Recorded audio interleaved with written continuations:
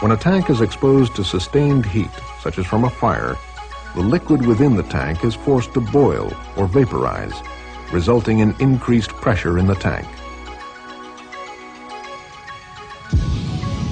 To prevent overstressing the tank, the relief device activates, venting the excess pressure. As pressure decreases in the tank, the valve begins to close.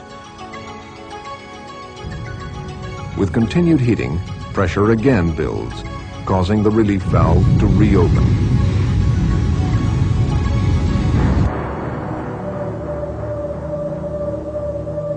Where flames impinge on the tank below the liquid level, the liquid absorbs the heat, allowing the tank metal to remain at a safe temperature.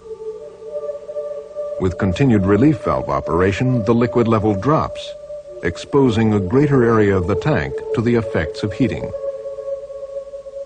With the flames impinging on the vapor space of the tank, the temperature of the tank metal, uncooled by liquid, rises.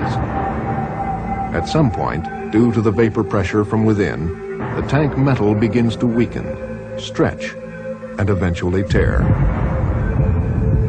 As the tank comes apart, large quantities of both liquid and vapor are released in a powerful explosion.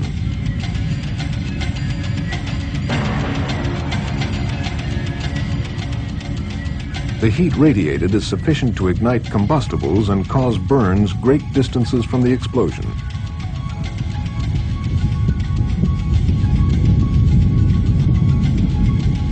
Tank sections containing rapidly igniting fuel can become flying missiles, traveling great distances, causing secondary fires and other damage.